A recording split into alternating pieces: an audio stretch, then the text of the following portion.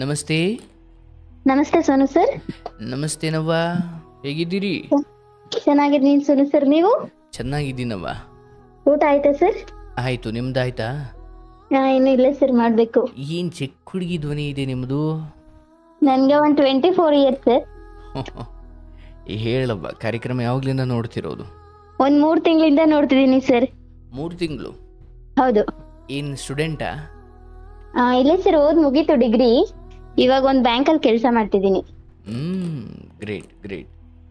ಕಾರ್ಯಕ್ರಮ ಯಾವಾಗಲಿಂದ ನೋಡ್ತಿರೋದು? ಒಂದು 3 ತಿಂಗಳು. ಒಂದು 3 ತಿಂಗಳಾಯ್ತು ಸರ್. ಈ ಮುಂಚೆ ಮಾತಾಡಿದ್ರಲ್ಲ, ಅವ್ರು ಯಾರು? ಸರ್, ಅದು ನಮ್ಮ ಮಾವ ಪಕ್ಕದಲ್ಲೇ ಇದ್ರು, ನೀವು ಲೈವ್ ನೋಡ್ಕೊಂಡು ಕನೆಕ್ಟ್ ಮಾಡ್ತಾ ಇದ್ವಿ, ಹಾಗಾಗಿ ಕನೆಕ್ಟ್ ಆಯ್ತು, ಗೊತ್ತಾಗಿಲ್ಲ ನಮಗೆ. ಆಗಲಿ, ತೊಂದರೆ ಇಲ್ಲ. ನಿಮ್ಮ ಮಾವ ಅಂದರೆ ಅಮ್ಮನ ಅಣ್ಣನ? ಅಪ್ಪಾಜಿ ಅಕ್ಕನ ಮಗ. ಅಪ್ಪನ ಅಕ್ಕನ ಮಗ? ಹೌದು. ಅಯ್ಯೋ, ಆಗಲಿ. ಹೇಳವ್ವ, ಏನಾದರೂ ಹೇಳೋದಿದೆಯಾ? ನನ್ನ ತಮ್ಮ, ನನ್ನ ಫ್ಯಾಮಿಲಿ ಬಗ್ಗೆ ಸ್ವಲ್ಪ ಹೇಳ್ಬೇಕಿತ್ತು. ನನ್ನ ತಮ್ಮ ತುಂಬಾ ತೊಂದ್ರೆಲಿದ್ದಾನೆ. ಹೇಳ್ದಾಯಿ. ನಮ್ಮ ಅಪ್ಪ ಅಮ್ಮ ಬಂದ್ಬಿಟ್ಟು ನಮ್ಮ ಅಪ್ಪಾಜಿ ಮದ್ವೆ ಆಗಿರೋ ಅವ್ರ ಅಕ್ಕನ ಮಗಳನ್ನ. ಅಕ್ಕನ ಮಗಳು? Okay okay. ನಮ್ ತಾತ ಇದ್ದಾರಲ್ವಾ, ಅವ್ರ ತಂಗಿ ಮಗಳನ್ನ ಮದ್ವೆ ಆಗಿರೋದು. ಹಾಗಾಗಿ ನಮ್ಮ ಅಮ್ಮನ್ಗೆ ಇಷ್ಟ ಇರ್ಲಿಲ್ಲ ಅಂತೆ ಮದ್ವೆ ಮಾಡ್ಕೊಳಕ್ ನಮ್ಮ ಅಪ್ಪಾಜಿನ. ಓ. ನಮ್ ತಾತ ಮದ್ವೆ ಮಾಡ್ಕೋತೀನಿ ನನ್ನ ಅಕ್ಕನ ಮಗಳನ್ನೇ ಅಂತ ಅವ್ರು ಮಾಡ್ಕೊಂಡಿರೋದು. ಅಂದ್ರೆ ಇದೇನು ಒಂದು 30 ವರ್ಷದ ಹಿಂದಿನ ಕತೆನಾ? ಹೌದು. ಆಯ್ತು. ನಮ್ಮ ಅಜ್ಜಿಗ್ ಸ್ವಲ್ಪನೂ ಇಷ್ಟ ಇಲ್ಲ, ಅಂದ್ರೆ ನಮ್ಮಮ್ಮ ಅಂದ್ರೆ ಸ್ವಲ್ಪನೂ ಇಷ್ಟ ಇಲ್ಲ. ಅಂದ್ರೆ ನಿಮ್ಮ ತಂದೆಯ ಅಮ್ಮನಿಗೆ ನಿಮ್ಮಮ್ಮ ಇಷ್ಟ ಇರ್ಲಿಲ್ಲ? ನಮ್ಮ ಅಮ್ಮನ್ಗೆ ಇಷ್ಟ ಇಲ್ಲ. ಅವ್ರು 4 ಜನ ಮಕ್ಳು ನಮ್ಮ ಅಜ್ಜಿಗೆ. ನಮ್ಮ ಅಪ್ಪಾಜಿ ಒಬ್ರು, ಮತ್ತೆ ನಮ್ಮ ಚಿಕ್ಕಪ್ಪ ಒಬ್ರು, ನಮ್ಮ ಅತ್ತೆಂದಿರು ಇಬ್ರು, ಒಬ್ರು ಅತ್ತೆ ಸತ್ತೋಗಿದ್ದಾರೆ, ಒಬ್ರು ಇದಾರೆ ಇವಾಗ. ಹಾಗಾಗಿ ಮದ್ವೆ ಆದ್ಮೇಲೆ ಅವ್ರ ಮನೆಗೆ ಕೂಡ್ಕೊಂಡಿದ್ರಂತೆ. ಬಟ್ ನಮ್ಮ ಅಮ್ಮನಿಗೆ ತುಂಬಾ ಹಿಂಸೆ ಕೊಡ್ತಾ ಇದ್ರಂತೆ. ಯಾರು? ನಮ್ಮ ಅಜ್ಜಿ ಮತ್ತೆ ನಮ್ಮ ಚಿಕ್ಕಪ್ಪ. ನಾನ್ ಹುಟ್ಟಿದ್ಮೇಲೆ ತುಂಬಾ ಹಿಂಸೆ ಆಯ್ತು ಅಂದ್ಬಿಟ್ಟು ನಮ್ಮಮ್ಮ ತವ್ರ ಮನೆಗೆ ಹೋಗಿ ಸೇರ್ಕೊಂಡ್ಬಿಟ್ಟಿದ್ದಾರೆ. ನಿಮ್ಮನ್ನು ಕರ್ಕೊಂಡ? ಅಂದ್ರೆ ನನ್ ಬಾಣಿತನಕ್ ಹೋಗಿರ್ತಾರಲ್ವಾ, ಅದಾದ್ಮೇಲೆ ಮತ್ತೆ ರಿಟರ್ನ್ ಬಂದಿಲ್ಲ ನಮ್ಮಮ್ಮ 3 ಇಯರ್ಸ್. ಅದಾದ್ಮೇಲೆ ಮತ್ತೆ ಬಂದಿದ್ದಾರೆ. ಅವಾಗ ನನ್ ತಮ್ಮ ಹುಟ್ಟಿದಾನೆ.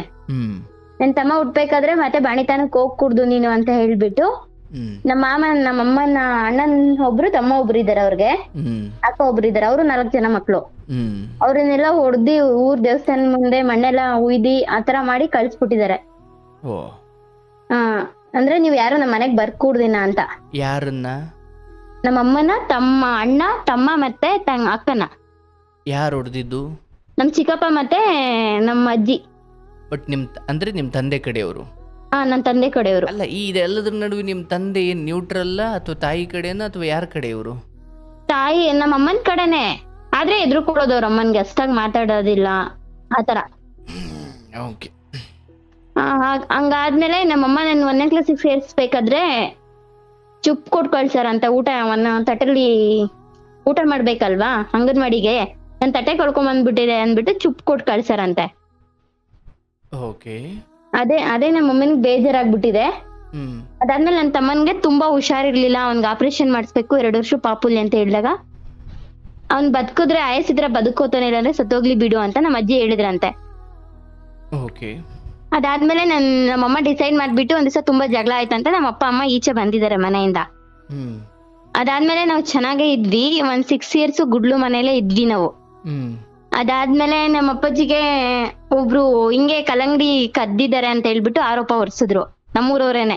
ಬಟ್ ನಮ್ಮ ಅಪ್ಪ ಕೆಲ್ಸ ಮಾಡಿರ್ಲಿಲ್ಲ. ಒರ್ಸಿ ಕಟ್ಟಾಕ್ದಾಗ ನಮ್ಮ ಅಪ್ಪಾಜಿಗೆ ಅದೇ ನಮ್ಮ ಅಜ್ಜಿ ಮತ್ತೆ ನಮ್ಮ ಚಿಕ್ಕಪ್ಪನ ಕರೆಸ್ದಾಗ ಅವರು ಇವನ್ ಮಗ ಅಲ್ಲ ಅಂತ ಹೇಳ್ಬಿಟ್ಟಿದ್ದಾರೆ ಊರವ್ರ ಮುಂದೆಲ್ಲ. ಅದೊಂದ್ ವೀಕ್ನೆಸ್ ಪಾಯಿಂಟ್ ಆದಾಗ ನಮ್ಮ ಅಪ್ಪಾಜಿ ಅಲ್ಲಿಂದ ಡ್ರಿಂಕ್ಸ್ ಸ್ಟಾರ್ಟ್ ಮಾಡಿದ್ರು. ಬೆಳಗ್ಗೆ ಎದ್ದದ್ ಕುಡಿಯೋದು, ನಮ್ಮಮ್ಮ ಹೆಂಗಂದ್ರು ಅಂತ ಸಂಜೆ ಎದ್ದಿ ಕುಡಿಯೋದು. ಅಷ್ಟ್ರಲ್ಲಿ ನಮ್ಮ ಅಪ್ಪಾಜಿ 6 ವರ್ಷ ಆಗಿತ್ತಲ್ವಾ, ಚೆನ್ನಾಗ್ ಹಸು ಸಾಕೊಂಡು ಮೇಕೆ ಸಾಕೊಂಡು ಚೆನ್ನಾಗಿದ್ವಿ ಲೈಫಲ್ಲಿ ನಾವು. ನನ್ಗೆ ಆಲ್ರೆಡಿ ಬುದ್ಧಿ ಇತ್ತು ಅಷ್ಟಲ್ಲಿ, ಚೆನ್ನಾಗಿದ್ವಿ. ಅದಾದ್ಮೇಲೆ ನನ್ ತಮ್ಮ ನಾವು ಚೆನ್ನಾಗಿದ್ವಿ. ನಾನು ಓದ್ಕೊಂಡ್ ಬೆಂಗ್ಳೂರಲ್ಲಿ ಇದೀನಿ ಇವಾಗ. ಅವನು ಓದ್ಕೊಂಡ್ ಬೆಂಗ್ಳೂರಲ್ಲೇ ಬಂದ. ಅವ್ನು ಓದ್ಲಿಲ್ಲ, SLCಗೆನೆ ಬಿಟ್ಬಿಟ್ಟ. ಅವನಿಗೆ ಸ್ವಲ್ಪ ಕಣ್ಣು ಐಬಿದೆ, ಮತ್ತೆ ಜಸ್ಟ್ ಒಂದು ಸ್ವಲ್ಪ ಪ್ರಾಬ್ಲಮ್ ಇದೆ ಅವನ್ಗೆ, ಎದೆಲ್ ಪ್ರಾಬ್ಲಮ್ ಇದೆ. ಅಂದ್ರೆ ನಮ್ ಬಾಯ್ಸ್ ನಾರ್ಮಲ್ ನಾವು ಮನುಷ್ಯರ ತರ ಅವನ್ಗೆ ಚೆಸ್ಟ್ ಇಲ್ಲ, ಒಂದ್ ಅಪ್ ಇದೆ ಒಂದ್ ಡೌನ್ ಇದೆ. ಅಂದರೆ ಹುಟ್ಟಿದಾಗ್ಲಿಂದನೂ? ಹುಟ್ಟಾಗಿಂದನು. ಓಕೆ. ಅವನ್ಗೆ ಕಣ್ ಕೂಡ ಕಾಣಿಸಲ್ಲ, ಅಂದ್ರೆ ದೂರದೃಷ್ಟಿ ಕಡಿಮೆ, ದೂರದೃಷ್ಟಿ ಇದೆ ಅವನ್ಗೆ, ಹತ್ರ ದೃಷ್ಟಿ ಇಲ್ಲ ಅವನ್ಗೆ. ಸಣ್ಣ ಸಣ್ಣ ಅಕ್ಷರ, ಈ ಹೆಲ್ಮೆಟ್ಸ್ ಏನಾದ್ರು ರೋಡಲ್ಲಿ ಬಿದ್ದಿದ್ರೆ ಆತರ ಏನು ಕಾಣಿಸಲ್ಲ ಸ್ವಾಮಿ ಅವ್ರಿಗೆ. ಬಟ್ ನಿಮ್ಮ ಬದುಕೆಲ್ಲ ರೀತಿಯಲ್ಲಿ ಚೆನ್ನಾಗಿದೆ, ದೇವ್ರ ದಯೆ. ನಮ್ ಬದುಕೆಲ್ಲ ಚೆನ್ನಾಗಿದೆ. ನಮ್ಮಪ್ಪ ಮಾತ್ರ ಹೆವಿ ಡ್ರಿಂಕರ್. ಬೆಳ್ಗೆ ಎದ್ದಂದ್ರೆ ದುಡ್ಡಿದ್ರೆ ಸಾಕು ಕುಡಿಯೋದು, ಮನೇಲಿ ಏನಾದ್ರು ಒಡವೆ ಇದ್ರೆ ಎತ್ಕೊಂಡ್ ಹೋಗ್ಬಿಡೋದು, ಕುಡಿಯೋದು, ಆತರ ನಮ್ಮಪ್ಪ. ಅವ್ರಿಗೆ ಸ್ವಲ್ಪನೂ ಜವಾಬ್ದಾರಿನೇ ಇಲ್ಲ ನಮ್ ಯಾರ ಬಗ್ಗೆನು. ಅಲ್ವಾ, ಈಗ ನೀವು ಮನೇಲಿದ್ದೀರೋ ಬೆಂಗಳೂರಲ್ಲಿದ್ದೀರೋ? ಬೆಂಗಳೂರಲ್ಲಿ ಇದೀನಿ, ನನ್ನ ಮಾಮನ ಮನೇಲಿ ಇದೀನಿ. ನಿಮ್ಮ ತಾಯಿ ಎಲ್ಲಿರೋದು? ಊರಲ್ಲಿ ಇದಾರೆ. ಅವರು ತಮ್ಮ, ನಾನು ಫಸ್ಟ್ ನನ್ನ ತಮ್ಮ ಬೆಂಗಳೂರಲ್ಲಿ ಇದ್ವಿ. ಅವನ್ಗೆ ಇವಾಗ ತುಂಬಾ ಹುಷಾರಿಲ್ಲ, ಅದಕ್ಕೆ ಇವಾಗ ನಾವು ಇಲ್ಲೇ ಅದನ್ನ ಮಾತಾಡ್ತೀನಿ. ಬಟ್ ಇಲ್ಲಿ ನೀವು ಮಾವನ ಮನೇಲಿ ಇರೋದಾ? ಹೌದು. Okay okay. ಬಟ್ ತಮ್ಮ ಊರಲ್ಲಿ ಇದ್ದಾನೀಗ? ತಮ್ಮನ ನಮ್ ಜೊತೆನೆ ಇದ್ದ 2 years ಬ್ಯಾಕ್, 3 years ಬ್ಯಾಕ್. ಅವನಿಗೆ ಏನಾಯ್ತು ಆತನಿಗೆ? ಏನಿದೆ ಪರಿಸ್ಥಿತಿ? ಆತನ್ಗೆ ಏನಾಯ್ತು ಅಂತ ಗೊತ್ತಿಲ್ಲ. ಒಂದ್ ಹುಡ್ಗಿ ತಲೆ ಸುತ್ತಿ ಬಿದ್ದೋಗಿದ್ಲಂತ ಅವ್ನ್ ಕೆಲ್ಸ ಮಾಡತ್ರ. ಎಷ್ಟು ವರ್ಷ ಆತನಿಗೆ? ಈಗ 21 ಅವನ್ಗೆ. ಕೆಲ್ಸಕ್ಕೆ ಹೋಗ್ತಿದ್ರ ಆಲ್ರೆಡಿ? ಅವನು SLC ಬಿಟ್ಬಿಟ್ಟ. ನನ್ಗೆ ಓದಕ್ ಕಷ್ಟ ಆಗ್ತೈತೆ ಅಂದ್ಬಿಟ್ಟು ಸ್ವಲ್ಪ ದುಡ್ಡು ಕೊಡ್ತಿದ್ದ. ಅಷ್ಟೊಂದೇನು ಅವನಿಗೆ ಕೆಲ್ಸ ಎಲ್ಲೂ ಸೆಟ್ ಆಗ್ತಾ ಇರ್ಲಿಲ್ಲ, ಏನು ಓದಿಲ್ಲ, ಮತ್ತೆ ಅಷ್ಟು ಬುದ್ಧಿ ಇಲ್ಲ ಅವನ್ಗೆ. ಒಂಥರ ಹೇಳಿದ್ರೆ ಅರ್ಥ ಮಾಡ್ಕೊಳಲ್ಲ ಬೇಗ ಅವನು. ಹಂಗಾಗಿ ನಾವು ಎಲ್ಲಾದ್ರೂ ಕೆಲ್ಸ ಮಾಡ್ಲಿ ಏನಾದ್ರು ಮಾಡ್ಲಿ, ಊರ್ ಕಡೆ ಇದ್ರೆ ಹಾಳ್ ಮಾಡ್ಬಿಡ್ತಾರೆ ನಮ್ ಕಡೆ. 50 ರೂಪಾಯಿ 100 ರೂಪಾಯಿ ಕೊಡೋದು, ಬೀಡಿ ಸೇದ್ ಅನ್ನೋದು, ಡ್ರಿಂಕ್ಸ್ ತಗೊಂಬ ಅನ್ನೋದು, ಗಾಡಿ ಓಡೋದ್ ಕಲಿಸ್ತೀನಿ, ಆತರ ನನ್ ಫ್ಯಾಮಿಲಿ ಅವ್ರೆ ಹಾಳ್ ಮಾಡೋರು ತುಂಬಾ ಇದಾರೆ ಅವನ್ಗೆ. ಹಂಗಾಗಿ ಅಲ್ಲಿ ಇರ್ಲಿಲ್ಲ, ಅವ್ನ್ ಬೆಂಗ್ಳೂರಲ್ಲೇ ಇದ್ದ. ಇವಾಗ ಚೆನ್ನಾಗೇ ಇದ್ದ ಅವ್ನ್ ಕೆಲ್ಸ ಮಾಡ್ಕೊಂಡಿ.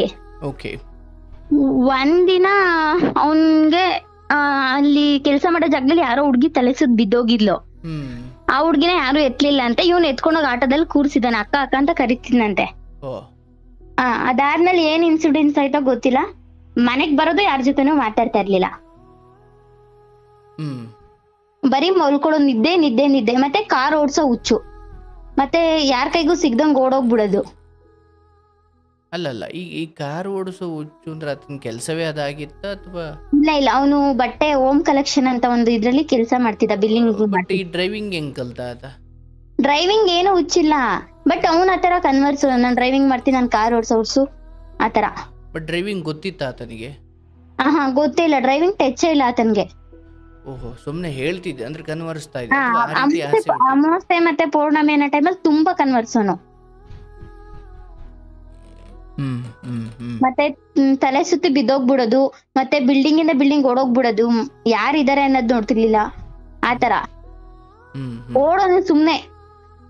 ಅವನನ್ನ ಕರ್ಕೊಂಬರಕ್ ಒಂದಿಬ್ರು ಹೋಗ್ಬೇಕಿತ್ತು, ಆತರ ಮಾಡೋನ್ ಬೆಂಗ್ಳೂರಲ್ಲಿ. ಅವರು ಓನರ್ ಒಂದ್ 3 ವರ್ಷದಿಂದ, 1-2 ವರ್ಷದಿಂದ ಅಲ್ಲೇ ಕೆಲಸ ಮಾಡ್ತಿದ್ನಲ್ಲ, ಅವರು ಇವ್ನ್ ತಲೆ ಸುತ್ತಿ ಬಿದ್ದೋಗ್ತಾನೆ, ಏನೋ ಹುಷಾರಿಲ್ಲ ಅನ್ಸುತ್ತೆ ಅಂತ ಹೇಳಿದ್ರು. ಅದಾದ್ಮೇಲೆ ನಾವ್ ಕರ್ಕೊಂಡೋದ್ವಿ ಊರ್ಗೆ, ತಲೆ ಎಲ್ಲ ಸ್ಕ್ಯಾನ್ ಮಾಡ್ಸಿದ್ವಿ, ಎಲ್ಲಾ ನಾರ್ಮಲ್ ಇದೆ. ಬಾಡಿ ಎಲ್ಲ ಸ್ಕ್ಯಾನ್ ಮಾಡ್ಸಿದ್ವಿ ಸ್ವಾಮಿ, ಎಲ್ಲಾ ನಾರ್ಮಲ್ ಇದೆ, ಅದೇ ಏನು ಪ್ರಾಬ್ಲಮ್ ಇಲ್ಲ ಅವನ್ಗೆ. ಬಟ್ ನಾವ್ ಮುಂಚೆ ಹೇಳಿದ್ನಲ್ವಾ, ಅಷ್ಟರಲ್ಲಿ ನಮ್ ಇಷ್ಟೆಲ್ಲ ಸ್ಟೋರಿ ಆಗೋಷ್ಟರಲ್ಲಿ 13-14 ವರ್ಷ ಆಗಿತ್ತು ಸೋನು ಸರ್. ಅದಾದ್ಮೇಲೆ ನಮ್ಮ ಅಪ್ಪ ಅಮ್ಮನ್ಗೆ ಅವ್ರು ಭಾಗ ಕೊಟ್ರು, ನಮ್ ಚಿಕ್ಕಪ್ಪ ಮತ್ತೆ ಚಿಕ್ಕಮ್ಮ, ನಮ್ಮ ಅಜ್ಜಿ ಅವರೆಲ್ಲ ಭಾಗ ಕೊಟ್ಟು, ಅವರು ಮುಂಚೆ ಒಂದ್ ಹಳೆ ಮನೇಲಿ ಇದ್ರು, ಇವಾಗ ಹೊಸ ಮನೆ ಕಟ್ಕೊಂಡ್ ಬೇರೆ ಕಡೆ ಹೋಗಿದಾರ ಅವರು. ನಮ್ಗೆ ಹಳೆ ಮನೆನೇ ಇರಕ್ ಕೊಟ್ರು. ಅದಾದ್ಮೇಲೆ ಹಳೆ ಮನೆಯಲ್ಲೇ ಹೋಗಿದ್ ದಿನದಿಂದನೇ ಅವನ್ಗೆ ಏನಾಯ್ತೋ ಏನೋ ಗೊತ್ತಿಲ್ಲ, ನಾವ್ ಯಾರು ನೆನ್ಪಿಲ್ಲ. ಅಲ್ಲಿ ಹೋಗಿ ಮನೆ ಕ್ಲೀನ್ ಮಾಡ್ದಿ ಸೋನು ಸರಿ, ಎಲ್ಲ ಅವನೇ ಕ್ಲೀನ್ ಮಾಡಿ, ಅವನೇ ಅರಿಶಿನ ಕುಂಕುಮ ಇಟ್ಟು ಪೂಜೆ ಮಾಡ್ದ. ಅದಾದ್ಮೇಲೆ ಒಂದ್ ವಿಚಿತ್ರ ವರ್ತನೆ 3 ವರ್ಷದಿಂದ. ಕೇಳಿದ್ರೆ ಅದು ನಮ್ಮ ಅಜ್ಜಿನೇ ಮಾಡ್ತಿದಾರೆ ಅನ್ನೋ ತರ ಹೇಳ್ತಿದಾರೆ ಎಲ್ಲರೂನು. ಮತ್ತೆ ಯಾವ ತರ ಅಂದ್ರೆ ಅವನಿಗೆ ಗೊತ್ತಾಗದೇ ಇಲ್ಲ, ಅವನ್ ಕೈ ಅವನೇ ಕತ್ತರಿಸ್ಕೊಳ್ಳೋದು, ವಿಷ ಕುಡಿಯೋದು, ಮೇನ್ ಹಾಕೊಳ್ಳೋದು, ಆತರ ಎಲ್ಲಾ ಮಾಡ್ತಾನೆ ಸೋನು ಸರ್.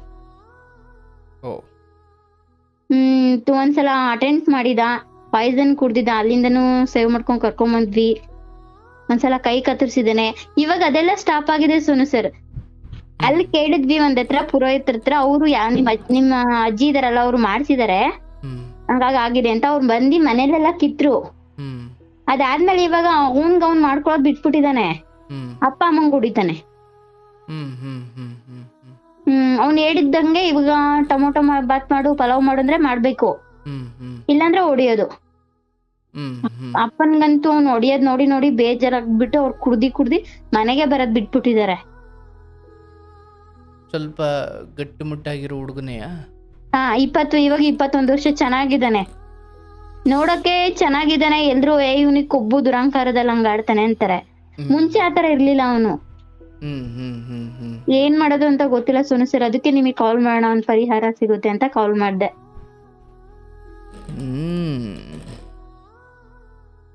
ಅದು ಮೈ ಮೇಲ್ ಬರುತ್ತೆ, ಬಂದಂಗ್ ಮಾತಾಡ್ತಾನೋ ಇಲ್ಲೋ ಗೊತ್ತಿಲ್ಲ. ನನ್ನನ್ನ ಕರ್ಕೊಂಡ್ ಬಂದಿದ್ದು ಅಂತ ನಮ್ಮ ಅಜ್ಜಿ ಹೆಸರೇ ಹೇಳುತ್ತೆ.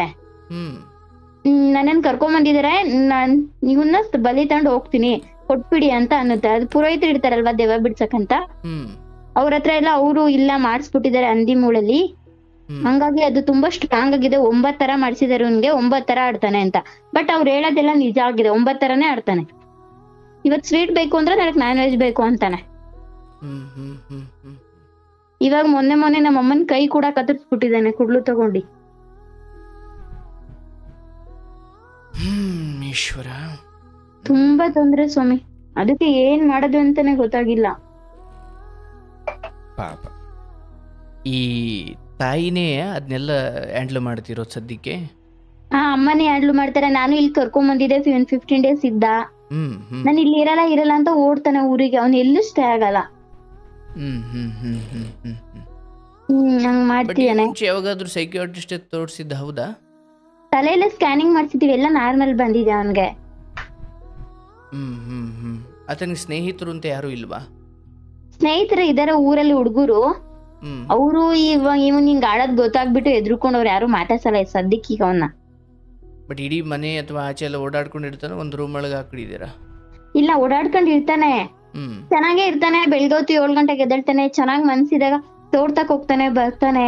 ಅವನೇನು ಕೋಪ ತುಂಬಾ, ಒಂದೊಂದ್ಸಲ ಕೋಪ ಬಂದ್ಬಿಡು, ಜಾಸ್ತಿ ಕೋಪ ಬಂದ್ಬಿಡುತ್ತೆ. ಅವಾಗ ಯಾರಾದ್ರೂ ಮಾತಾಡ್ಸಿರೋ ಹೊಡ್ಬಿಡುದು. ನನ್ಗೂ ಒಂದ್ 3-4 ಸಲ ಹೊಡ್ದಿದ್ದಾನೆ. ಅವ್ನ್ಗೆ ಏನ್ ಮಾಡ್ತಿದೀನಿ ಅಂತ ಆ ಟೈಮಿಗೆ ಗೊತ್ತಾಗಲ್ಲ. ಬಟ್ ಯಾವ ಸಮಯದಲ್ಲಿ ಹಂಗಾಡೋದು ಅನ್ನೋ ಖಾತ್ರಿ ಇದೆಯಾ, ಅಥವಾ ಅದಕ್ಕೊಂದ್ ಸಮಯ ಅಂತ ಏನಿಲ್ವಾ? ಏನು ಸಮಯ ಇಲ್ಲ ಸೋನು ಸರ್. ಅಂದ್ರೆ ಬೆಳಿಗ್ಗೆನೆ ಹಂಗ ಆಡ್ತಾನೆ, ಒಂದೊಂದ್ ಟೈಮ್ ಮಧ್ಯಾಹ್ನನೇ ಆಡ್ತಾನೆ, ಸಂಜೆ ಟೈಮ್ ಆಡ್ತಾನೆ. ನಿದ್ದೆ ಚೆನ್ನಾಗಿ ಮಾಡ್ತಾರಾ? ನಿದ್ದೆ ನೈಟ್ ನಿದ್ದೆ 8:30 ಮಲ್ಕೋತಾನೆ. ಬಟ್ ಲೇಟ್ ಆಗಿ ಎದ್ದೇಳ್ತಾನೆ. ನಿದ್ದೆ ಜಾಸ್ತಿ ಆಗ್ಬಿಟ್ಟಿದೆ ಅವನ್ಗೆ ಇತ್ತೀಚೆಗೆ. ಅಂದ್ರೆ ಊಟನೇ ಮಾಡಲ್ಲ ಸೋನು ಸರ್. 3 ದಿನ ಆದ್ರೂ ಒಂದೊಂದ್ ದಿವಸ ಊಟ ಮಾಡಲ್ಲ, ಒಂದೊಂದ್ ದಿವಸ ರೆಗ್ಯುಲರ್ ಆಗಿ ಊಟ ಇರ್ಬೇಕು ಅವನ್ಗೆ. ಆತರ. ಇವಾಗ ಏನಾದ್ರು ಅವನಿಗೆ ತಿನ್ಬೇಕು ಅನ್ಸಿದ್ನ ಮಾಡ್ಕೊಟ್ಬಿಡ್ಬೇಕು ಸೋನು ಸರ್, ಇಲ್ಲ ಅಂದ್ರೆ ಹೊಡಿತಾನೆ. ಅಮ್ಮನ್ಗೆ ಹೊಡಿಯೋದು, ಇವಾಗ ಹೊಡಿಯೋದು ಹೊಡೆದ್ಬಿಡ್ತಾನೆ. ಅದಾದ್ಮೇಲೆ ಮಲ್ಕೋತಾನೆ ಹೋಗಿ. 1 ಅವರ್ 2 ಅವರ್ ಬಿಟ್ಟಾದ್ಮೇಲೆ ನೀನ್ ಹೊಡ್ದೆ ನಮ್ಗೆ ಅಂತ ಅವನ ಹತ್ರ ಹೇಳಿದ್ರೆ, ಸಾರಿ ತಪ್ಪಾಯ್ತು ಅಂತ ಕೇಳೋದು ಮತ್ತೆ. ಆತರ ಮಾಡ್ತಾನೆ ಸೋನು ಸರ್. ಅದಕ್ಕೆ ನಮಗ್ ತುಂಬಾ ಪ್ರಾಬ್ಲಮ್ ಆಗಿದೆ ಅವನಿಂದ. ಏನ್ ಮಾಡೋದು ನೋಡಿದ್ರೆ ಈ ಮುಂಚೆ ಯಾವುದೋ ಒಂದು ರೀತಿಯಲ್ಲಿ ಪರಿವರ್ತನೆ ಅಥವಾ ಒಳ್ಳೆ ಒಂದು ಬದಲಾವಣೆ ಆಗಿದೆ ಅಂದ್ರೆ, ಬಟ್ ಅಷ್ಟೇ ಪರಿಣಾಮ ಬೇರೆ ರೀತಿಯಲ್ಲಿ ಮತ್ತೆ ಶುರುವಾಗಿದೆ. ನೀವು ಹೇಳಿದ ರೀತಿಯಲ್ಲಿ ಮೊದಲು ಏನು ತನಗ್ ತಾನೇನೋ ಮಾಡ್ಕೊಳ್ತಿದ್ದ, ಅದ್ ನಿಂತಿಗೆ ಇನ್ನೊಬ್ಬರಿಗೆ ಮಾಡ್ಲಿಕ್ಕೆ ಹೋಗ್ತಾರೆ ಅಂತ.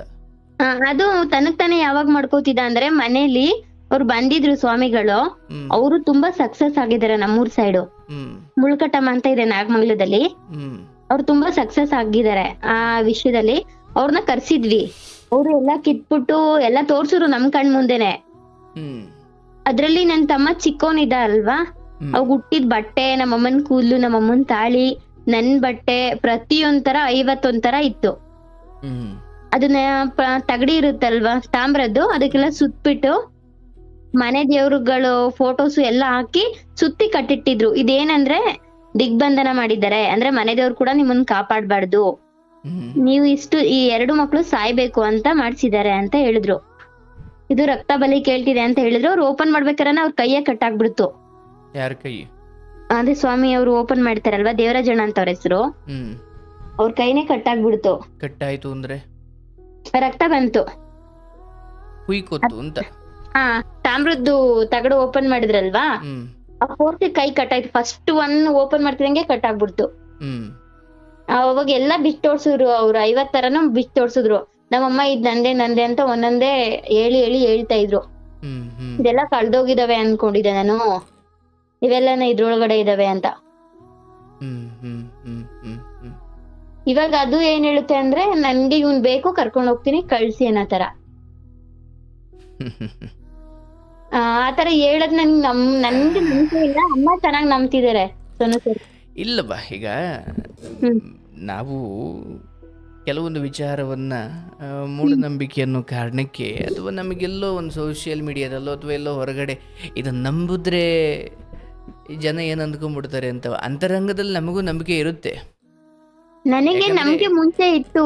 ಅವೆಲ್ಲ ನೋಡಿದಾಗ ನಂಬೋದು ನಮ್ಮದೇ ಇರೋದು ಪ್ರಶ್ನೆ ಅಲ್ಲ. ಕೆಲವೊಮ್ಮೆ ಇಂಥ ಸಂಕಷ್ಟಗಳು ಬಂದಾಗ ಯಾರು ಏನು ಹೇಳಿದ್ರು ಮಾಡಿಸೋಣ ಅನ್ಸುತ್ತೆ.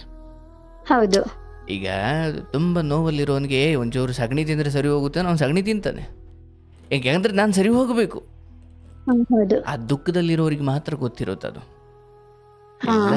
ಎಲ್ಲರಿಗೂ ಅಂದ್ರೆ ಅದು ಮೂಢನಂಬಿಕೆ ಅದು ಇದು ಅಂತ ಏನೋ ಹೇಳ್ಬೋದು. ಇರಲಿ, ನಾನು ಅದನ್ನು ಹೆಚ್ಚು ವಿಚಾರ ಮಾಡಲಿಕ್ಕೂ ಅಲ್ಲ. ಬಟ್ ಒಂದು ತಿಳ್ಕೊಳ್ಳುವ, ನಿನ್ನ ಮನೆಯಲ್ಲಿ ಯಾವ ಜೀವವನ್ನೂ ತೆಗೆದುಕೊಂಡು ಹೋಗಲಿಕ್ಕೆ ಆಗೋದಿಲ್ಲ. ನಿನ್ನ ತಮ್ಮನಿಂದ ಆದಿಯಾಗಿ ನಿನ್ನ ಆದಿಯಾಗಿ ಯಾವ ಜೀವಕ್ಕೂ ಮೃತ್ಯುವಿನ ಕಾಟ ಇಲ್ಲ. ನೀನು ಅದನ್ನು ಸ್ಪಷ್ಟವಾಗಿ ತಿಳ್ಕೊ. ಅಂದರೆ ಇಲ್ಲಿ ನಿಮ್ಮ ಅಜ್ಜಿ ಅಥವಾ ಅವರಿವರು ಕೆಟ್ಟ ದೃಷ್ಟಿಗಳು ಬಿದ್ದಿರೋದು ಹೌದಿರ್ಬೋದು. ಈಗ ಅವ್ರೇನು ಹೇಳಿದ್ದಾರೆ ಅದೇ ಸತ್ಯ. ಮಾಡಿಸಿದ್ದಾರೆ ಅನ್ನೋದೇ ಸತ್ಯ ಸೋನು ಸರ್. ಮಾಡಿಸಿದ್ದಾರೆ ಅಂತ ಈಗ ನಾನು ನೇರವಾಗಿ ಹೇಳಲಿಕ್ಕೆ ಆಗಲ್ಲ. ಬಟ್ ಯಾವುದು ನಿನ್ನ ಮನೆಯಲ್ಲಿ ನಿನ್ನ ತಾಯಿ ತಂದೆ ನಂಬಿ ಏನೋ ಒಂದು ಪ್ರೋಸೆಸ್ ಮಾಡಿಸಿದ್ರಲ್ಲ, ಅದೇ ಸತ್ಯ. ಆದರೆ ಇದೆಲ್ಲದಕ್ಕೂ ಮುಂಚೆ ಈ ಎಲ್ಲದಕ್ಕೂ ಇದನ್ನ ತಾಳೆ ಹಾಕುವುದನ್ನು ಮೊದಲು ಬಿಡಿ.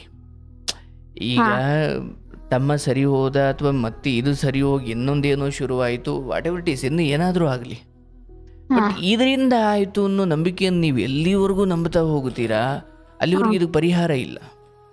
ನಿನ್ನ ತಮ್ಮ ಈ ಗೊಂದಲದಿಂದ ಅಥವಾ ಇಲ್ಲೇನೋ ಒಂದು ಸಮಸ್ಯೆ ಆಗಿದೆಯಲ್ಲ, ಒಟ್ಟಿನಲ್ಲಿ ನಿನ್ನ ತಮ್ಮ ಪ್ರತಿಶತ 100ರಷ್ಟು ಅವನ ಸ್ವಂತ ಬುದ್ಧಿ ಅಲ್ಲಿ ಇಲ್ಲವೇ ಇಲ್ಲ. ಹೌದು. ಅದು ಇವನು ಇದಾಗಕ್ಕಿಂತ ಮುಂಚೆ ₹1 ಕೂಡ ನಮ್ಮಮ್ಮನಂಗೆ ಕೊಡ್ದಂಗಿರ್ತಿದ್ದಿಲ್ಲ. ಪ್ರತಿ ಸಂಬಳ ಎಲ್ಲ ನಮ್ಮಮ್ಮನ ಅಕೌಂಟ್ಗೆ ಹೋಗ್ತಿತ್ತು. ನಮ್ಮಮ್ಮ ಎಷ್ಟು ಕೊಡ್ತಾರೋ ಅಷ್ಟಲ್ಲಿ ಖರ್ಚು ಮಾಡ್ತಿದ್ದ ಅವನು. ಅದನ್ನೇ ಹೇಳ್ತಾ ಇದ್ದೀನಿ, ಪೂರ್ಣ ಪ್ರಮಾಣ ಅಥವಾ ನಿನ್ನ ತಮ್ಮನನ್ನ ದಿನದ 24 ಗಂಟೆಯಲ್ಲಿ ಎಲ್ಲೋ ಒಂದು 15ರಿಂದ 16 ಅವರ್ ನಿನ್ನ ತಮ್ಮ ತಾನಾಗಿರ್ತದೆ. ಇನ್ನು ಮಿಕ್ಕಿದ ಸಮಯವನ್ನು ಬೇರೆ ಏನೋ ತಗೊಳ್ತಾ ಇದೆ ಇರುತ್ತವ. ಒಂದು ಶಕ್ತಿಯ ಹಿಡಿತಕ್ಕೆ ಸಿಕ್ಕಾಗ ಅದು ನರಮನುಷ್ಯರ ಅಥವಾ ಎದುರುಗಡೆ ಇರೋ ಸಾಮಾನ್ಯ ಮನುಷ್ಯರಿಗೆ ಬುದ್ಧಿಗೂ ಮೀರಿದ್ದದು. ಅದನ್ನು ಅರ್ಥ ಮಾಡ್ಕೊಳ್ಳೋಕೆ ಬೇರೆದೇ ಶಕ್ತಿ ಬೇಕು.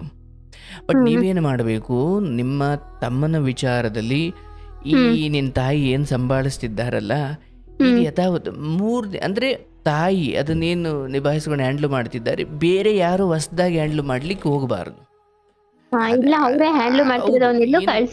ಇನ್ನು 3ರಿಂದ 4 ತಿಂಗಳು ಆಯ್ತಲ್ಲವಾ, 3ರಿಂದ 4 ತಿಂಗಳು ಮತ್ತೆ ಮಾಡಿಸಿದ್ದಾರೆ ಅನ್ನೋ ಕಾರಣಕ್ಕೆ ಅವ್ರು ಏನೇನು ಮಾಡಿಸ್ಲಿಕ್ಕೆ ಸಾಧ್ಯ, ಅಂದರೆ ಅದನ್ನು ತಗ್ಗಿಸ್ಲಿಕ್ಕೆ, ಅದನ್ನು ನಿವಾರಣೆ ಮಾಡಲಿಕ್ಕೆ ನಿನ್ನ ತಾಯಿ ತಂದೆ ಅವರೆಲ್ಲ ಏನು ಮಾಡ್ಲಿಕ್ಕೆ ಸಾಧ್ಯ ಅದನ್ನು ಪೂರ್ಣವಾಗಿ ಮಾಡಬೇಕು. ಅದರಲ್ಲಿ ಅದೆಲ್ಲ ನಂಬೇಡಿ, ಅದೆಲ್ಲ ಬೇಡ. ಯಾಕಂದರೆ ಕೆಲವೊಮ್ಮೆ ಈಗ ಅವರು ಹೊರಗಡೆ ತೆಗೆದ್ರಲ್ವಾ, ಮನೆ ದೇವ್ರುಗಳು ಕೂಡ ನಿಮ್ಮನ್ನು ಕಾಪಾಡಲಿಕ್ಕೆ ಆಗದಿರೋ ಸ್ಥಿತಿಯಲ್ಲಿ ಅವುಗಳ ಕೈಯನ್ನು ಕಟ್ಟ ಹಾಕುವಂತಹ ವಿದ್ಯೆ ಇದೆ, ಇಲ್ಲ ಅಂತ ಏನಿಲ್ಲ.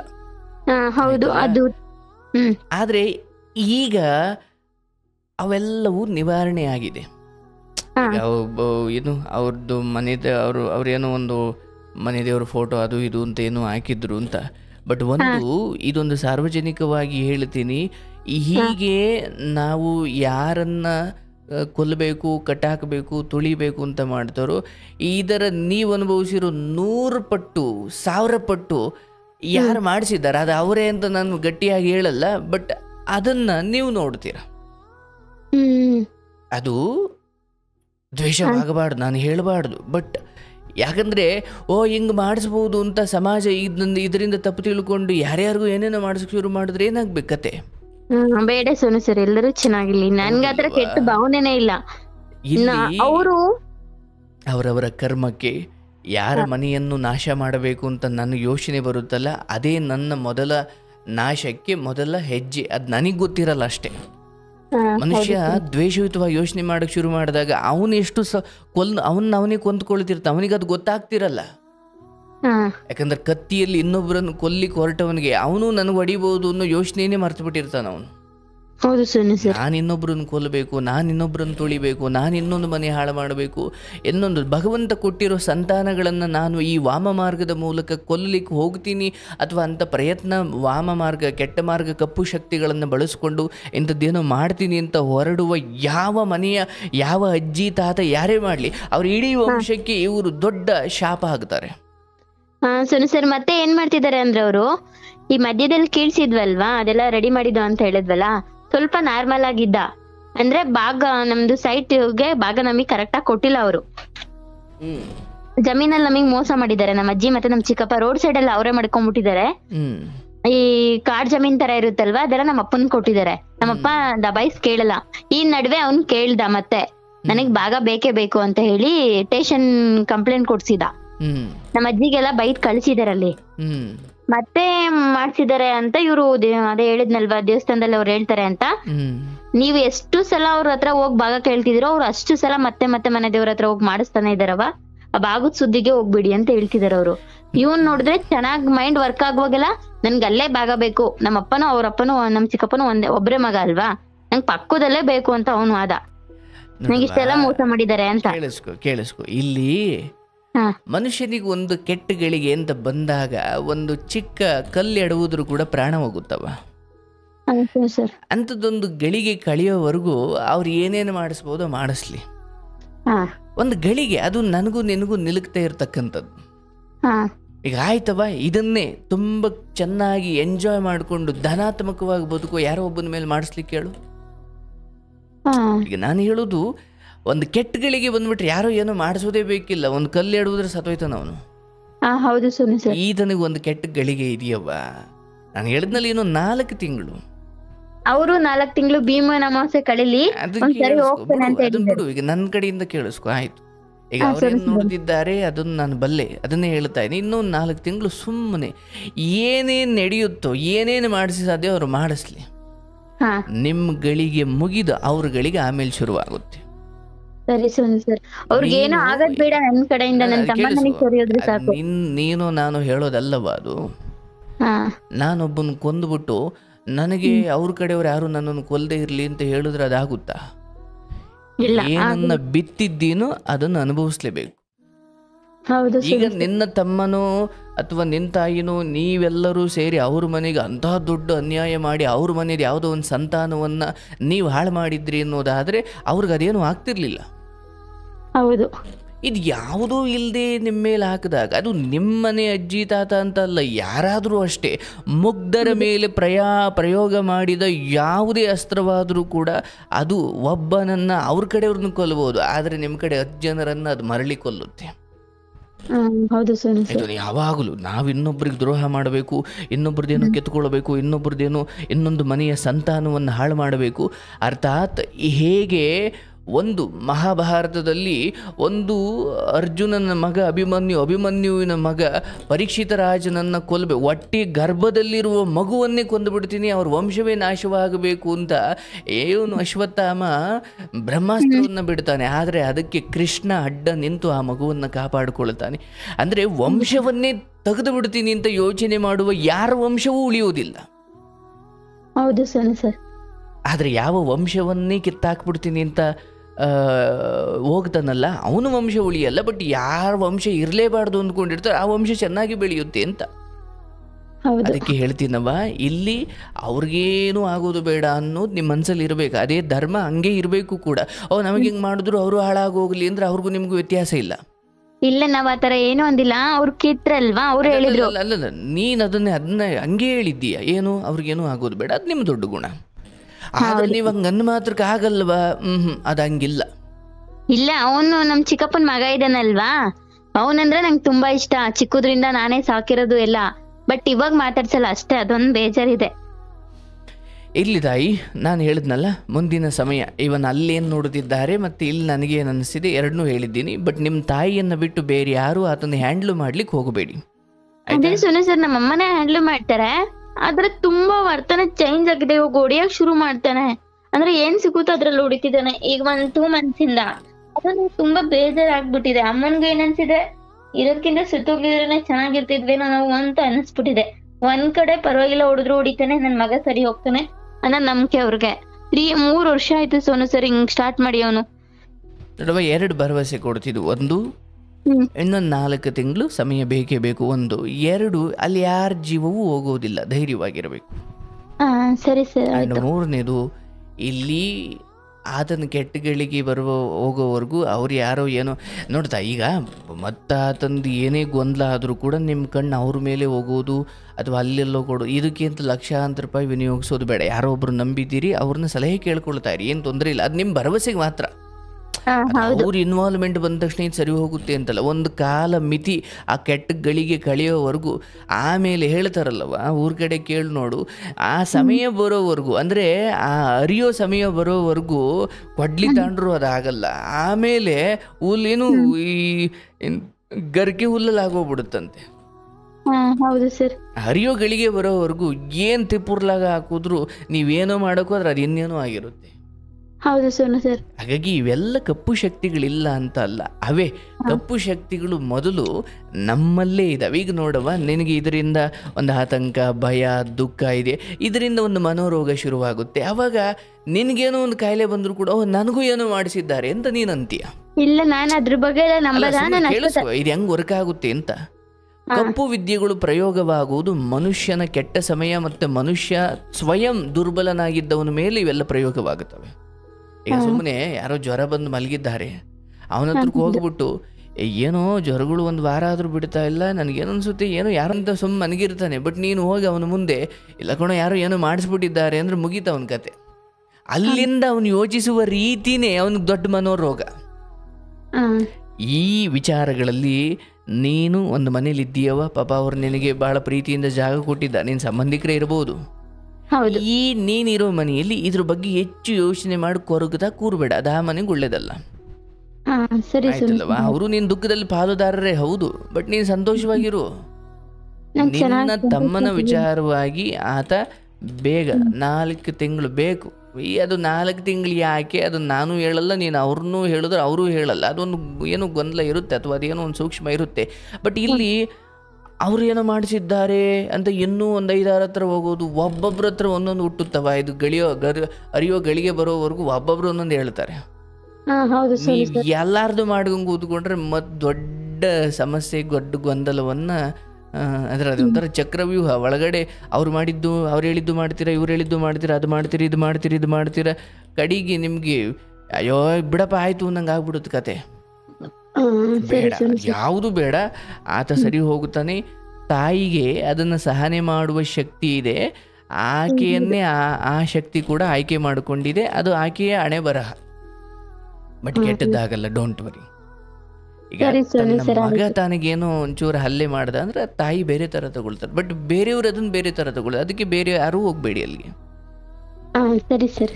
ಬಟ್ ತಮ್ಮನಲ್ಲಿ ನಿಧಾನವಾಗಿ ಒಳ್ಳೆ ಬದಲಾವಣೆ ಕಾಣುತ್ತೆ. ನೀನೇ ಫೋನ್ ಮಾಡಿ ಹೇಳ್ತೀಯ ಕೂಡ. 50% ಬದಲಾವಣೆ ಇದೆ, ಬಟ್ ಅಮಾವಾಸ್ಯೆ ಪೂರ್ಣಮಿಲಿ ಹಂಗ್ ಮಾಡ್ತಾನೆ. ಅದೇ ಗಳಿಗೆ ಬರ್ಲಿ. ಈಗ ನಾನು ಹೇಳಿದ್ನಲ್ವ, ಇದನ್ನ ನಾನು ಕಣ್ಣಾರೆ ನೋಡಿ ಬಂದಿದ್ದೀನಿ, ಅದಕ್ಕೆ ಹೇಳ್ತಾ ಇದ್ದೀನಿ. ಸರಿ ಸೋನು ಸರ್. ಅದು ನಮ್ದು ಭಾಗ ಇದೆಯಲ್ವಾ ಜಮೀನ್ದು, ಬಟ್ ಆ ವಿಚಾರವಾಗಿ ಇದೊಂಚೂರು ಏನ್ ಹೇಳಿದ್ನಲ್ಲ, ಈ ವರ್ಷದ ಅಂತ್ಯದವರೆಗೂ ಆ ವಿಚಾರಕ್ಕೆ ಕೈ ಹಾಕಕ್ಕೆ ಹೋಗ್ಬೇಡಿ. ಈಗ ಒಂದು ಇಲ್ಲಿ 2 ಆಯ್ಕೆ ತಗೊಳ್ಳಿ. ಏನ್ ಕೊಟ್ಟಿದ್ದಾರೋ ಅದನ್ನ ನಾವು ಸ್ವೀಕರಿಸ್ತೀವಿ, ಅದನ್ನ ಮಗಳಾಗ ನೀನ್ ಹೇಳಲಿಕ್ಕೆ ಆಗಲ್ಲ. ಆದ್ರೆ ಏನೇ ಕೇಳಬೇಕು ಅಂದ್ರೂ ಈ ವರ್ಷದ ಅಂತ್ಯ ಆದ್ಮೇಲೆ ಕೇಳಿ. ಅಂದ್ರೆ ಅದರ ಅರ್ಥ ಇವನ್ ಸರಿ ಹೋದ್ಮೇಲೆ ಕೇಳ್ಕೊಳ್ಳಿ. ಬಟ್ ಆಮೇಲೆ ನಿನ್ ಮನೆ ಮುಂದೆ 2 ಮೊಟ್ಟೆ ಹೊಡೆದು, ಕೋಳಿ ಕೊಯ್ದು, ರಕ್ಷಾಂತಿ ಏನು ಮಾಡಿದ್ರು, ಅವ್ರಿಗೆ ಏನ್ ತಿಪ್ಪುರ್ಲಾಗ ಹಾಕಿದ್ರು ನಿಮಗೇನು ಆಗಲ್ಲ. ಧೈರ್ಯವಾಗಿರಿ. ಅವ್ರಿಗೂ ಒಳ್ಳೇದೇ ಬಯಸ್ತಿದೀಯ, ಅದ್ ನೀನ್ ದೊಡ್ಡ ಗುಣನವ್ವ. ನಾನು ಯಾವತ್ತೂ ಯಾರಿಗೂ ಕೆಟ್ಟದ್ ಬಯಸಿಲ್ಲ ಸೋನು ಸರ್. ಕೋಪ ಬಂದಾಗ ಬೈದಿರ್ತೀನಿ, ಮನಸ್ಫೂರ್ತಿಯಾಗಿ ಅಂತೂ ನಾನು ಇದುವರೆಗೂ ಯಾರಿಗೂ ಕೆಟ್ಟದಾಗ್ಲಿ ಅಂತ ಬಯಸಿಲ್ಲ ಸೋನು ಸರ್. ಕೋಪ ಬಂದಾಗ ಮಾತ್ರ ಬಾಯಲ್ಲಿ ಬೈದ್ ಬಿಡ್ತೀನಿ. ಅದಾದ್ಮೇಲೆ ಇಷ್ಟೊಂದು ಬೈದ್ ಬಿಟ್ನಲ್ಲ ಅಂತ ನೀವ್ ವಿಡಿಯೋಸ್ ಕೇಳಿ ಎಷ್ಟು ಮುಂಚೆನೆ ನನ್ಗೆ ಈ ತರ ಅನ್ಸೋದು. ಯಾರಿಗೂ ಕೋಪ ಬೈಬಾರ್ದು, ಶಾಪ ಹಾಕ್ಬಾರ್ದು, ಯಾರು ಹಾಳಾಗೋಗ್ಲಿ ಅನ್ಬಾರ್ದು ಅನ್ನೋದಿತ್ತು. ಬಟ್ ನೀವು ವಿಡಿಯೋಸ್ ಕೇಳಿ ಕೇಳಿ ಇನ್ನೂ ಇಂಪ್ರೂವ್ ಮಾಡ್ಕೊಂಡಿದೀನಿ ಅದನ್ನ. That's great. ನಿನ್ನ ತಮ್ಮನ ವಿಚಾರವಾಗಿ ನೀನೇ ಫೋನ್ ಮಾಡ್ತೀವ ನನಗೆ. ಮೊನ್ನೆ ಸೋನು ಸರ್ ಅವನ್ ಕೈಲೇ ಫೋನ್ ಮಾಡ್ತಿದ್ದೆ, ಅವ್ನ್ ಕಾಲ್ ಮಾಡ್ದ, ನೀವು ಲೈವ್ ಅಲ್ಲಿ ಇದ್ರಿ ಕನೆಕ್ಟ್ ಆಗಿಲ್ಲ ಅನ್ಬಿಟ್ಟು ಸುಮ್ನಾದ. ಇರ್ಲಿ, ನಾನು ಅದನ್ನೇ ಹೇಳ್ತೀನಿ, ಚೆನ್ನಾಗಿದ್ದಾಗ ಅವನೇ ಕನೆಕ್ಟ್ ಮಾಡ್ಕೊಡ್ತೀನಿ, ಮಾತಾಡು ಅಂತಾನೆ. ಖಂಡಿತ ನಾವು ಒಂದೇ ಸಾಧ್ಯವಾದ್ರೆ ಮಾತಾಡಿಸಿ, ಎಲ್ಲ ಕೃಷ್ಣನ ಇಚ್ಛೆ, ಅದೆಲ್ಲ ಆಗಬೇಕು ಆಗಬಾರ್ದು, ಐ ಮೀನ್ ಮಾತಾಡೋಕ್ಕೆ ಸಾಧ್ಯವಾಗಬೇಕು ಇಲ್ಲೋ. ಬಟ್ ನಿಮ್ಮನ್ನೇ ಯಾಕೆ ಕಳಿಸಿದ್ದಾನೋ ಗೊತ್ತಿಲ್ಲ. ಬಟ್ ನಾನು ಹೇಳೋದು, ಆ 4 ತಿಂಗಳು ನಿನ್ನ ಪಾಡಿಗೆ ನೀನು ಸುಮ್ಮನಿರಿ. ಏನಾದರೂ ಕೂಡ ಅರ್ಗಿಸ್ಕೊಳ್ಳೋ ಮನಸ್ಥಿತಿಯನ್ನು ಮೊದಲೇ ರೆಡಿ ಇಟ್ಕೊ. ಬಟ್ ಅಂಥದ್ದೇನು ಮೃತ್ಯು ಏನು ಕಾಣಲ್ಲ, ಅಥವಾ ಮೃತ್ಯು ಏನು ಆ ಥರದ್ದೇನು ಸಂಭವಿಸಲ್ಲ. ಆದರೆ ಈ ಮಾರ್ಗದಲ್ಲಿ ಹೋಗಿ ನಾನು ಒಂದು ಮನೆಯನ್ನು ಹಾಳು ಮಾಡ್ತೀನಿ ಅನ್ನೋ ಬುದ್ಧಿ ಲೋಕದಲ್ಲಿ ಯಾರಿಗೂ ಬರಬಾರ್ದು. ಸರಿ ಸರ್, ಅದನ್ನ ನನ್ನ ತಮ್ಮನ ಬಗ್ಗೆ ಹಂಗ್ ಮಾಡಿದಾರೆ, ನನ್ ಬಗ್ಗೆನೂ ನೆಗೆಟಿವ್ ಆಗಿ ಹೇಳ್ಕೊಂಬರೋದು ಊರಲ್ಲಿ. ಅವಳು ಅಲ್ಲಿ ಹೋಗ್ತಿದ್ದಾಳಂತೆ, ಇವ್ರ ಜೊತೆ ಇದ್ದಾಳಂತೆ, ಅವ್ರ ಜೊತೆ ಇದ್ದಾಳಂತೆ. ಸ್ವಂತ ನಮ್ ಚಿಕ್ಕಪ್ಪ ನಮ್ಮ ಅಜ್ಜಿನೇ ಹೇಳ್ತಾರೆ ಸೋನು ಸರ್. ನಮ್ ಚಿಕ್ಕಪ್ಪ ಅಂದ್ರೆ ನನ್ಗೆ ಎಷ್ಟು ಇಷ್ಟ ಅಂದ್ರೆ ನನಗ್ ಪ್ರಾಣ ಅನ್ನೋ ತರ ನಮ್ ಚಿಕ್ಕಪ್ಪ, ಅವರೇ ನನ್ ಬಗ್ಗೆ ಆ ತರ ಹೇಳ್ಕೊಂಡ್ಬರ್ತಾರೆ. ಹಾಗೇನವ ಹಣ, ಆಸ್ತಿ, ಅಂತಸ್ತು ವಿಚಾರಗಳು ಲಾಭದ್ದು ಅಂತ ಬಂದಾಗ ಸಂಬಂಧಗಳು ಸತ್ತು ಹೋಗ್ತವೆ. ನಮ್ ಚಿಕ್ಕಪ್ಪಂಗೆ 2 ಮಕ್ಳಿದಾರೆ ಸೋನು ಸರ್. ದೊಡ್ಡೋಳ್ಗೆ ತುಂಬಾ ಹುಷಾರಿಲ್ದಾಗ ಸತ್ತೋಗ್ತಾಳೆ ಅಂದ್ಬಿಟ್ಟು ನಮ್ ಚಿಕ್ಕಪ್ಪನ ನಮ್ ಚಿಕ್ಕಮ್ಮನ ಕೈ ಬಿಟ್ಬಿಟ್ಟಿದ್ರು. ಆ ಟೈಮಲ್ಲಿ ನಾನು ಹಾಸ್ಪಿಟಲ್ಗೆ 3 ತಿಂಗಳು ಕಂಟಿನ್ಯೂಸ್ ಆಗಿ ಕರ್ಕೊಂಡು ಹೋಗಿದ್ದೀನಿ. ಅದಾದ್ಮೇಲೆ ಅವಳು ಬದುಕಿದಾಳೆ. ಇವಾಗ ಅವಳ ಜೊತೆನೆ ಮಾತಾಡಕ್ ಬಿಡಲ್ಲ ನನ್ನನ್ನ. ಅದ್ ನಂಗೆ ತುಂಬಾ ಬೇಜಾರಾಗುತ್ತೆ. ಈಗ ನಾನು ಹೇಳೋದು, ನಿನ್ನ ಮನೆಗೆ ಇಷ್ಟೊಂದು ಗೊಂದಲ ಮಾಡಿದವರನ್ನ ನೀನ್ ಸ್ವಲ್ಪ ಮಾನಸಿಕವಾಗಿ ದೂರ ಇಡು, ಆರೈಸು. ಅಂದ್ರೆ ನನ್ ಚಿಕ್ಕಪ್ಪ ಚಿಕ್ಕಮ್ಮನ ಜೊತೆ ನಂಗೆ ಮಾತಾಡಕ್ ಇಷ್ಟ ಇಲ್ಲ, ಬೇಡ. ಅವ್ರ ಮಕ್ಳ ಜೊತೆ ಈ ಸಮಯದಲ್ಲಿ ನೀನ್ ಅದಕ್ಕೆ ಪ್ರಯತ್ನ ಮಾಡೋದು ಅದು ಬೇರೆ ರೀತಿ ತಪ್ಪಾಗುತ್ತೆ. ಅದು ನಿನ್ನ ತಮ್ಮನಿಗೆ ಹೊಡೆತ ಹೊಡೆಯುತ್ತೆ. ನಾನು ಹೇಳ್ತಿರೋದು ಸ್ವಲ್ಪ ಇದು ಈ ಕಾರಣಕ್ಕೆ ಸ್ವಲ್ಪ ಅಂತರ ಕಾಪಾಡ್ಕೊ. ಅದು ಹೆಂಗಾಗ್ಬಿಡುತ್ತೆ ಅಂದ್ರೆ, ಈ ಊರ್ ಕಡೆ ಕಟ್ಟು ಅಂತಾರೆ, ನಿಂಗೆ ಗೊತ್ತಿಲ್ಲ ಆಯ್ತಾ. ಒಂದು ಮಟ್ಟಿಗೆ ಈ ಮಟ್ಟಿಗೆ ಏನೇನೋ ಕಪ್ಪು ವಿದ್ಯೆಗಳು, ಕಪ್ಪು ಶಕ್ತಿಗಳ ಮೊರೆ ಹೋದಾಗ ನೀವು ಇಲ್ಲಿ ಏನೋ ಮಾತಾಡೋದು ಅವೆಲ್ಲ ಮತ್ತೆ ಒಂದಷ್ಟು ಗೊಂದಲ ಆಗ್ತವೆ. ಮುಂದೆ ಅದು ಅವರು ಬದುಕು, ಅವ್ರ ಮದುವೆ ಆಗೆಲ್ಲ ಹೋಗ್ತಾರೆ, ಏನೇ ಇರ್ಲವ, ಅವ್ರು ಚೆನ್ನಾಗಿರ್ಲಿ ಅಂತ ಇದ್ದ ಕಡೆ ಅಂದುಕೋ, ನಿನಗೂ ಒಳ್ಳೇದಾಗುತ್ತೆ, ಅವ್ರಿಗೂ ಒಳ್ಳೇದಾಗುತ್ತೆ. ಬಟ್ ಹಿಂಗ್ ಮಾಡಿದ್ದರ ಪರಿಣಾಮ ಅಲ್ಲಿ ಯಾರನ್ನು ತಿನ್ಕೊಳ್ಳುತ್ತೋ, ಅಲ್ಲಿ ಯಾರಿಗೇನು ಇದಾಗುತ್ತೋ, ಅದು ಯಾವುದಕ್ಕೂ ನೀನು ಹೊಣೆ ಅಲ್ಲ. ಮೊದ್ಲೇ ಹೇಳಿರ್ತೀನಿ. ಇಲ್ಲ ಸೋನು ಸರ್, ಅವ್ರಿಗೂ ಎಫೆಕ್ಟ್ ಆಗ್ತಿದೆ. ಬಟ್ ತುಂಬಾ ನನ್ ತಮ್ಮ ಆಡ್ತಿದ್ದೀನಲ್ವಾ, ಅದೇ ತರ ನಮ್ ಚಿಕ್ಕಪ್ಪ 3 days ಮಾಡಿದ್ದಾರೆ ಊರಲ್ಲಿ. ದೇವ್ರು ಬಂದಿದೆ ಅಂತ ಕನ್ವರ್ಟ್ ಮಾಡಿದ್ದಾರೆ. ನಿನ್ನ ಬಾಯಲ್ಲಿ ಬರೋದು ಬೇಡ. ಯಾರೋ ತಪಸ್ಸು ಶಕ್ತಿ ಇರೋರು ಅಥವಾ ಏನೋ ಒಂದು ಜ್ಞಾನ, ಒಂದು ಮಟ್ಟಿಗೆ ಶಕ್ತಿ ಇರೋರು ಅದನ್ನು ಮಾತಾಡ್ಕೊಳ್ಳಿ. ಈಗ ನೀನು ಮಾತಾಡಬಾರ್ದು ಅದನ್ನ. ಆಯ್ತು.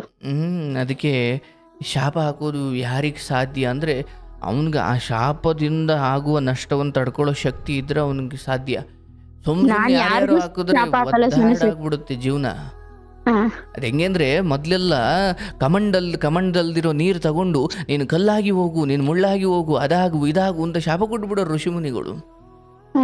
ಯಾಕೆ ಕೊಡ್ತಿದ್ರು ಅಂದ್ರೆ, ಅವರಲ್ಲಿ ಅಷ್ಟು ತಪಶಕ್ತಿ ಇರ್ತಿತ್ತು. ಯಾಕಂದ್ರೆ ಶಾಪ ಅಂದ್ರೇನೆ ಹಾಗೆ, ನಿಮ್ಮಲ್ಲಿರುವ ಅಷ್ಟೂ ನೆಗೆಟಿವ್ ಅನ್ನ ಒಂದೇ ಸರಿ ಬಳಸಿ ಅದನ್ನು ಒಬ್ಬರ ಮೇಲೆ ಪ್ರಯೋಗ ಮಾಡಿದಾಗ ಅದು ಅವ್ರಲ್ಲಿ ಕೆಲಸ ಮಾಡ್ಬಿಡುತ್ತಾನು.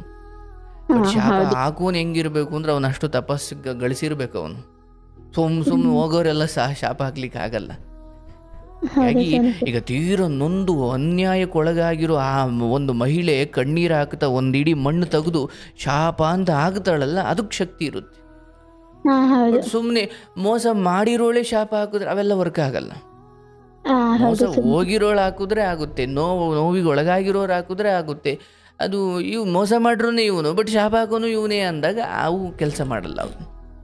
ಬಟ್ ಏನಂದ್ರೆ, ದೊಡ್ಡವರು ಹೇಳ್ತಾರೆ, ಶಾಪ ಹಾಕುವುದು ಅಂದರೆ ನಿಮ್ಮ ಭಾಗ್ಯ, ನಿಮ್ಮ ಯೋಗ, ನಿಮ್ಮ ಶಕ್ತಿ, ನಿಮ್ಮ ಪುಣ್ಯಗಳನ್ನೆಲ್ಲ ಅದು ಇನ್ನೊಬ್ರಿಗೆ ಕೊಟ್ಟಂಗದು, ನೀವೇ ನಾಶವಾಗ್ಬಿಡ್ತೀರಾ ಅಂತ. ಹಾಗಾಗಿ ನೀವು ನಿಮ್ಮ ಕುಟುಂಬದ ಕುರಿತು ಕೇಳಲಿಕ್ಕೆ ಬಂದಿದ್ರಿ. ನಿಮ್ಮ ತಮ್ಮ ಚೆನ್ನಾಗಾಗಿ ಆತನೇ ನನ್ನ ಜೊತೆ ಮಾತಾಡ್ತಾನವ, ಧೈರ್ಯವಾಗಿರು, ಚೆನ್ನಾಗಿ ಊಟ ಮಾಡು. ನಿಮ್ಮ ಆಶೀರ್ವಾದದಿಂದ ಅವನೊಬ್ಬ ಸರಿ ಹೋದ್ರೆ ನಮ್ಮೊಬ್ಬೊಬ್ರು ಖುಷಿಯಾಗಿದ್ರೆ ಸಾಕು. ಅಂದೇನಿಲ್ಲವ, ಕೃಷ್ಣನ್ ದಯೆ ಈ ದಿನ ನೋಡಿ ಪಾಪ ಈ ಸಮಯಕ್ಕೆ ನಿಮ್ಮ ವಿಚಾರ ನನಗೆ ಕೇಳಲಿಕ್ಕೆ ಭಗವಂತ ಅವಕಾಶ ಮಾಡಿಕೊಟ್ಟಿದ್ದಾನೆ. ಪಾಪ ಈ ಮುಂಚೆ ಯಾರೋ ನಾನ್ ತುಂಬಾ ಮಾತಾಡಿ ದಿನದಿಂದ ನಿಮಗೆ ಟ್ರೈ ಮಾಡ್ತಿದ್ದೆ, ಕಾಲ್ ಕನೆಕ್ಟ್ ಆಗ್ತಿರ್ಲಿಲ್ಲ, ಬಟ್ ಪಿಕ್ ಮಾಡ್ತಿರ್ಲಿಲ್ಲ ನೀವು. ಮತ್ತೆ ಗ್ರೂಪ್ ಅಲ್ಲೆಲ್ಲ ಮೆಸೇಜ್ ಹಾಕಿದೆ ಅಶುಗೌಡ ಅನ್ನೋ ಐಡಿಯಿಂದ, ನೀವು ಕಾಲ್ ಕನೆಕ್ಟ್ ಮಾಡಿ ಅಂತ ಕೇಳ್ಕೊಳ್ಳಿ, ಕೊಡ್ತಾರೆ ಅಂತ ಹೇಳಿದ್ರಿ. ವಾಟ್ಸ್ಆಪ್ ಅಲ್ಲೆಲ್ಲ ಮೆಸೇಜ್ ಹಾಕಿದ್ದೆ ಸೋನು ಸರ್, ಬಟ್ ಕನೆಕ್ಟ್ ಆಗಿಲ್ಲ ನನ್ಗೆ. ಟೈಮ್ ಸಿಕ್ಕಿಲ್ಲ ಅನ್ಕೊಂಡ್ ನಾನೇ ಸುಮ್ನಾದೆ. ನನ್ ಟೈಮ್ ಇನ್ನೂ ಕ್ಲಿಯರ್ ಆಗಕ್ ಬಂದಿಲ್ಲ, ಅದಕ್ಕೆ ಸಿಗ್ತಾ ಇಲ್ಲ ಅನ್ಕೊಂಡ್ ಸುಮ್ನಾಗ್ತಾ ಇದ್ದೆ. ಈ ಮಾತು ಬಳಸಿದ್ರಲ್ಲ, ಈಗೆಲ್ಲ ಒಂದೊಂದು ಕಡೆ ಪಾಸಿಟಿವ್ ಕಡೆ ಹೋಗ್ತಾ ಇದೆ. ಸೊ ಇದೊಂದು ಅದರಲ್ಲೊಂದು ಬಿಂದು ಇದು. ಹಾ ಸರಿ ಸೋನು ಸರ್. ಒಳ್ಳೆ ಸಮಯ ಆಗಿದೆ, ತೊಂದರೆ ಇಲ್ಲ, ಒಳ್ಳೇದಾಗ್ಲಿ. ಪಾಪ ನೋಡಿ, ನಿಮ್ಮ ಚಿಕ್ಕಪ್ಪನು ಯಾರವರು? ನಿಮ್ಮ ಅಲ್ಲಿರೋದು ಯಾರು? ನನ್ನ ಮಾವ ಸೋನು ಸರ್. ಮಾವ ಅವ್ರು ನೋಡ್ತಾರ ಕಾರ್ಯಕ್ರಮ? ನೋಡ್ತಾರ? ಸ್ವಲ್ಪ ನೋಡ್ತಾರೆ, ಬಟ್ ನಾನ್ ಜಾಸ್ತಿ ಕೇಳ್ತೀನಲ್ವಾ, ಇನ್ನ ನೀನ್ ಚಿಕ್ಕವಳು, ಇವನ್ನೆಲ್ಲ ಎಂತ ಕೇಳ್ತೀಯ, ಮಾಡಕ್ ಕೆಲ್ಸ ಇಲ್ವಾ ಅಂತ ಬೈತಿರ್ತಾರೆ. ಅಂದ್ರೆ ವಯಸ್ಸಾಗಿರೋರು ಕೇಳೋದು, ನೀನ್ ಕೇಳ್ಕೊಂಡ್ ಕುತ್ಕೊತೀಯ ಬೆಳಗ್ಗೆಯಿಂದ ಸಂಜೆವರೆಗೂ, ತಲೆ ಕೆಡ್ಸ್ಕೊಂಡ್ಬಿಡ್ತೀಯ ಅನ್ನೋ ತರ ಅವ್ರ ಮೈಂಡ್ ಸೆಟ್. ಅಂದ್ರೆ ಅವ್ರು ಕೆಲ್ಸಕ್ ಹೋಗ್ತಾರೆ ಬರ್ತಾರೆ, ಅವ್ರು ಅಷ್ಟೊಂದ್ ಅವ್ರಿಗೇನ್ ಪ್ರಾಬ್ಲಮ್ಸ್ ಇಲ್ಲ, ಅವ್ರ ಲೈಫಲ್ಲಿ ಅವ್ರು ಆರಾಮಾಗಿದ್ದಾರೆ. ಇರ್ಲವಾ, ಅವ್ರಿಗೆ ಒಳ್ಳೇದಾಗ್ಲಿ, ಶುಭವಾಗ್ಲಿ. ನಿನ್ನ ತಮ್ಮನ ವಿಚಾರ ಎಲ್ಲವೂ ಪ್ರಾಣಕಂಟಕ ಅಥವಾ ಪ್ರಾಣಕ್ಕೆ ಕಂಟಕ ಅಂತ ಏನಿಲ್ಲ, ಅದ್ರ ಬಗ್ಗೆ ದುಃಖ ಬೇಡ. ಏನೋ ಒಂದಷ್ಟು ಕೆಲವೊಮ್ಮೆ ಇದ್ದಕ್ಕಿದ್ದಂಗೆ ಹಂಗೆ ಅನಿಸ್ಬಿಡ್ಬೋದು. ಏನೇ ಎತ್ತರಕ್ಕೆ ಹೋದ್ರೂ ಭಗವಂತ ಅಂತ ಮುಗ್ಧರನ್ನು ಕಾಪಾಡ್ತಾನೆ. ದುಷ್ಟಶಕ್ತಿಗಳಿಗನ್ನು ತುಳಿಯೋಕೊಬ್ಬಿದ್ರೆ ಮೇಲೆ ಎತ್ತೋಕೊಬ್ಬ ಇರ್ತಂತ ತಾಯಿ, ಅರ್ಥವಾಯ್ತಲ್ವಾ? ಅದ್ರ ಮೇಲೆ ನಂಬಿಕೆ ಇಡು, ನಿನಗೆ ಒಳ್ಳೇದಾಗಲಿ, ಶುಭವಾಗಲವ. Thank you sir. ಒಳ್ಳೇದಾಗಲಿ. ನೋಡಿ, ನಾನು ಹೇಳೋದು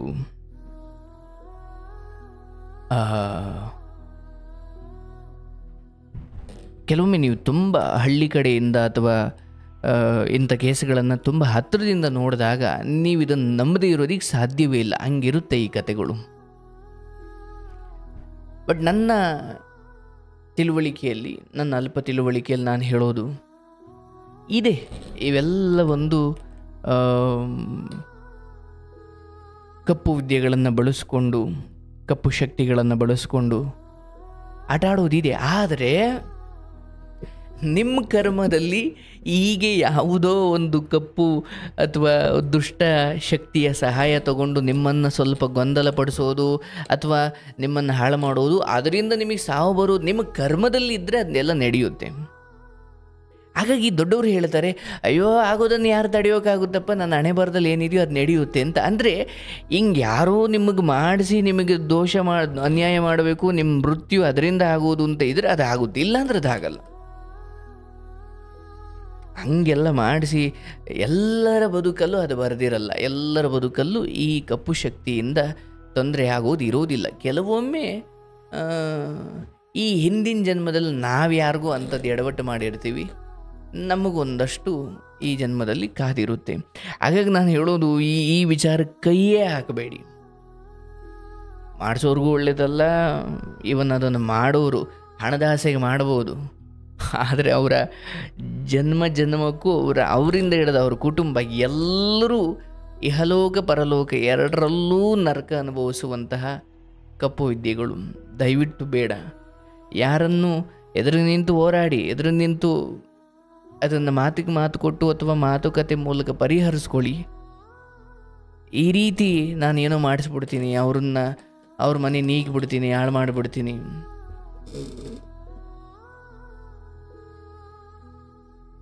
ಖಂಡಿತ ಆ ದಾರಿಗೆ ಹೋಗಲೇಬೇಡಿ, ಒಳ್ಳೆಯದಲ್ಲ.